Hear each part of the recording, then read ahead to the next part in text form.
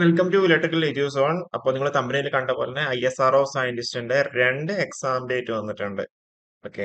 അതിലൊന്ന് ഇലക്ട്രിക്കലും ഉണ്ട്, ഒന്ന് ഇലക്ട്രോണിക്സും ഉണ്ട്. പക്ഷെ ഇലക്ട്രോണിക്സിന്റെ കേസിൽ അത് ഇലക്ട്രിക്കലുകാർ കൂടി അപ്ലൈ ആവാൻ പറ്റുന്ന ഇലക്ട്രോണിക്സ് ആയിരുന്നു അല്ലെ. ISROയുടെ ഇത് ഇക്വലന്റ് ക്രൈറ്റീരിയ വെച്ച് പ്രകാരം ISROന്റെ കേസിൽ പറയുകയാണെങ്കിൽ സയന്റിസ്റ്റ് ഇലക്ട്രോണിക്സ് ഇന്ത്യ ഇലക്ട്രിക്കലുകാർ കൂടി അപ്ലൈ ആവാൻ പറ്റുന്നതാണ്. അപ്പോൾ രണ്ടിന്റെ എക്സാം ഡേറ്റ് നമുക്ക് വന്നിട്ടുണ്ട്. അപ്പോൾ നമുക്ക് വൺ ബൈ വൺ ആയിട്ട് നമുക്ക് നോക്കാം.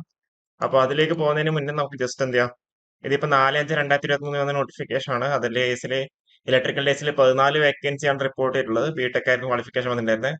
അപ്പോ ഇതിന്റെ കേസിൽ നിങ്ങൾക്കറിയാം, എക്സാമിന്റെ കേസിൽ നമുക്ക് അതിന്റെ സിലബസും കാര്യങ്ങളും എന്ത് ISRO അങ്ങനെ സെപ്പറേറ്റ് ആയിട്ട് അങ്ങനെ സിലബസ് പബ്ലിഷ് ചെയ്യാറില്ല. പകരം അവർ എന്ത് ചെയ്യും, ഒരു ടെന്റേറ്റീവ് എന്നുള്ള രീതിയിലാണ് അവർ കൊടുക്കുക അല്ലെ.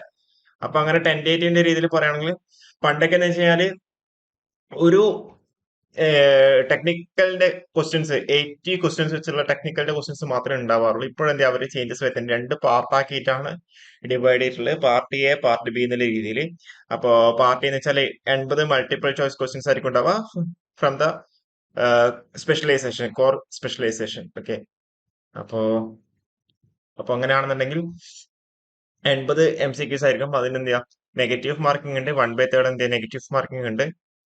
അപ്പൊ ഇതിന്റെ കേസിൽ പറയുകയാണെങ്കിൽ പാർട്ട് എയിൽ 75% of the questions will be based on the core or specialization or discipline and 25% of the questions will cover allied area topics. Okay. പിന്നെ പാർട്ട് ബിന്റെ കേസിൽ പറയുകയാണെന്നുണ്ടെങ്കിൽ 15 മൾട്ടിപ്പിൾ ചോയ്സ് ക്വസ്റ്റൻസ് ആയിരിക്കും ഉണ്ടാവുക, ടോട്ടൽ എത്ര 20 മാർക്സിന്റെ. അതേപോലെ ന്യൂമറിക്കൽ എബിലിറ്റി അല്ലെങ്കിൽ ആപ്റ്റിറ്റ്യൂഡിന്റെ കേസിൽ എന്ത് ചെയ്യാം, നമുക്ക് അവിടെ നെഗറ്റീവ് മാർക്കിംഗ് ഉണ്ടാവില്ല. അതായത് ഇപ്പോഴത്തെ എക്സാം വെച്ചാൽ രണ്ട് പാർട്ടായിരിക്കും ഉണ്ടാവും, part A part B. Part എന്ന് വെച്ചാൽ ഇലക്ട്രിക്കലിന്റെ ഓക്കെ ഏരിയ അല്ലെങ്കിൽ discipline of the specific part. Part B എന്ന് വെച്ചാൽ ആപ്റ്റിറ്റ്യൂഡ് അല്ലെങ്കിൽ ability test. Okay.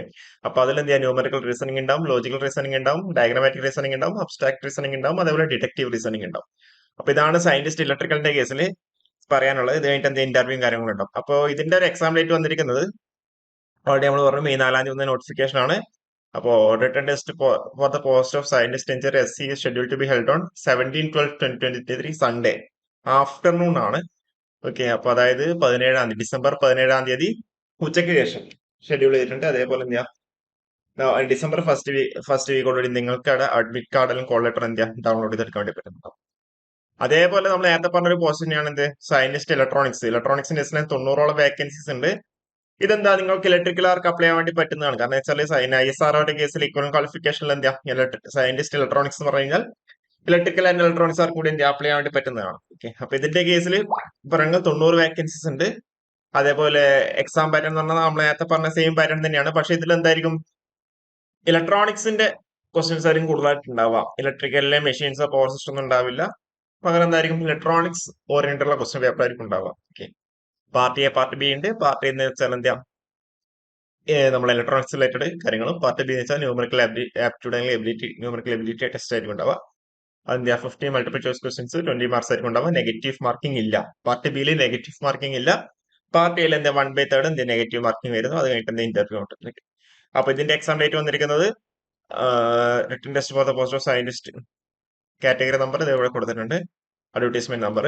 Held on 17/12/2023 Sunday ഫോറും. സൺഡേ ഞായറാഴ്ച രാവിലെയാണ് ഉണ്ടാവുക. അതായത് നിങ്ങൾക്ക് ഇപ്പം ഇലക്ട്രിക്കൽ ആർക്ക് എന്താ രണ്ടും അപ്ലൈ ചെയ്യാൻ പറ്റും. അതുകൊണ്ടാണ് അവർ എന്ത് ചെയ്തേക്കുന്നത്, അങ്ങനെ എക്സാം ഷെഡ്യൂൾ ചെയ്തേക്കുന്നത്. അതായത് രാവിലെ ഇലക്ട്രോണിക്സിന്റെ എന്ത് ഇലക്ട്രിക്കൽ കൂടി അപ്ലൈ ചെയ്യാൻ വേണ്ടി പറ്റും. അപ്പൊ അതുകൊണ്ട് എന്താ, രാവിലെ എക്സാം നടന്നു, ഉച്ചയ്ക്ക് ശേഷം എന്താ ഇലക്ട്രിക്കലുകാർക്ക് മാത്രമുള്ള എക്സാം. ഓക്കെ. പൊതുവെ എന്താ അങ്ങനെ തന്നെയാണ് അവർ എക്സാം നടത്താറ്. ഇങ്ങനെ സയന്റിസ്റ്റ് ഇലക്ട്രിക്കലും ഇലക്ട്രോണിക്സും രണ്ടും പഠിച്ചിട്ടുണ്ടെന്നുണ്ടെങ്കിൽ രാവിലെ ഉച്ചയ്ക്ക് സെഷൻ ആയിട്ട് തന്നെയാണ് നടത്താറ്. ഓക്കെ. അപ്പൊ ഇത്രയും കാര്യങ്ങളാണ് പറയാനുള്ളത്. അപ്പൊ ഈ ഒരു വീഡിയോ നമുക്ക് ഇവിടെ വൈൻഡപ്പ് ചെയ്യാം. Okay, thank you.